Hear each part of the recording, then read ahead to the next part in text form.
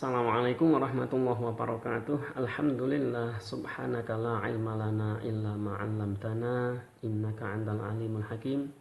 Rabbi shrah li sadri wa yassir li amri wahlul 'uqdatam min lisani yafqahu qawli. Sahabat-sahabatku semuanya, alhamdulillah kita berjumpa lagi dalam program kajian Ngopi Bajigur, ngobrol ngerumpi bareng ngaji Al-Qur'an. Memang kita sengaja kajian ini kita buat dalam waktu yang singkat dengan harapan mudah-mudahan apa yang kita sampaikan bisa diterima oleh sahabat-sahabat semuanya dan juga memberikan pencerahan untuk bisa kita pakai dalam kemajuan kualitas keimanan dan juga ketakwaan kita kepada Allah Subhanahu wa taala. Sahabat-sahabatku semuanya, pada kesempatan kali ini kita akan melanjutkan kembali pembahasan yang sudah kita kaji kemarin, yaitu tentang korban. Perlu kita ulas kembali bahwa dalam berkorban, landasan utama yang harus kita perhatikan yaitu ketakwaan kita.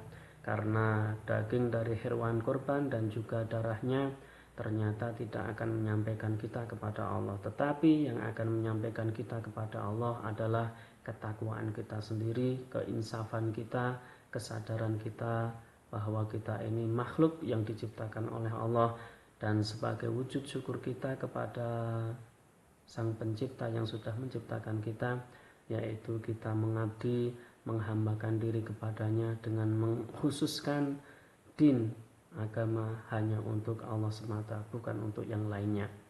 Sahabat-sahabat semuanya, perlu kita ketahui juga bahwa ibadah kurban yang sampai kepada kita ini merupakan ajaran yang kita dapatkan dari pendahulu kita, yaitu Nabiullah Ibrahim alaihi salam.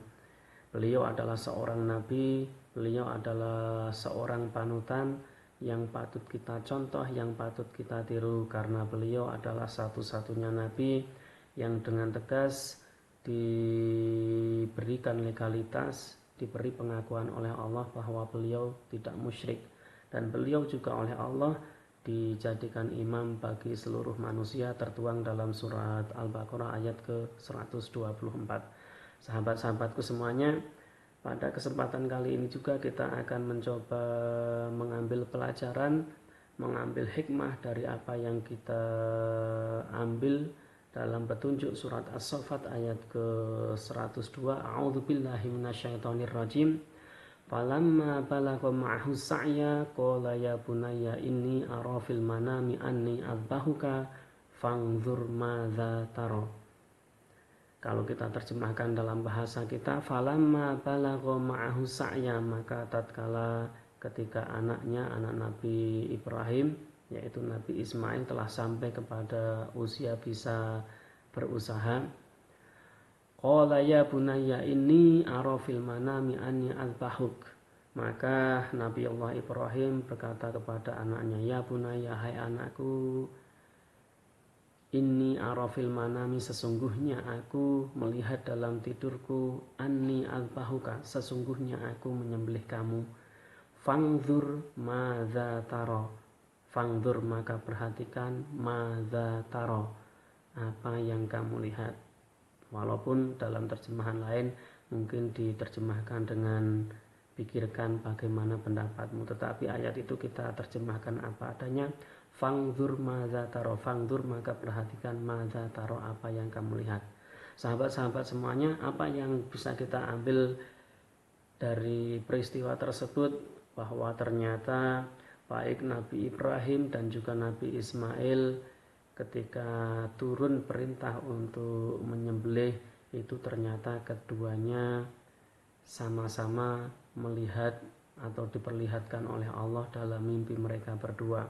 Karena memang frekuensi spiritualitas dari Nabi Ibrahim dan juga Nabi Ismail itu sama. Nabi Ibrahim adalah seorang manusia yang istimewa, yang diakui Allah tidak musyrik, sedangkan Nabi Ismail adalah seorang anak yang di ayat 101-nya ditegaskan fabasyarnahu bighulamin halim, maka kami berikan kabar gembira kepada Nabi Ibrahim bi gulamin halim, dengan seorang anak yang halim.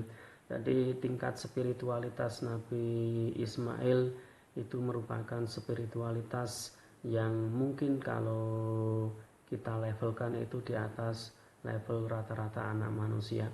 Tadi karena beliau juga seorang anak yang istimewa, ayahnya juga seorang yang istimewa, maka keduanya diperlihatkan oleh Allah dalam mimpi, dalam frekuensi yang sama. Sahabat-sahabatku semuanya, apa yang bisa kita ambil pelajaran dari peristiwa tersebut?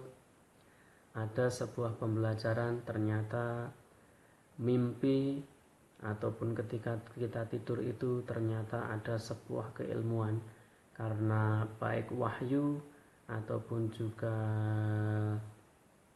pertanda ataupun firasat itu memang kadangkala diwujudkan oleh Allah melalui mimpi-mimpi. Sahabat-sahabatku semuanya, kalau masih penasaran, nanti kita akan kaji lebih dalam lagi perbedaan orang tidur, di mana di dalam tidur itu ternyata ada kemiripan dengan orang yang mati. Sahabat-sahabatku semuanya, silahkan simak kajian kita yang akan datang. Mudah-mudahan bisa menambah keimanan kita kepada Allah Subhanahu wa taala dan menjadikan kita lebih dekat kepada Allah Subhanahu wa taala. Rabbana amanna bima anzalta wa taba'na rasul faktubna ma'asyahidin, amin. Assalamualaikum warahmatullahi wabarakatuh.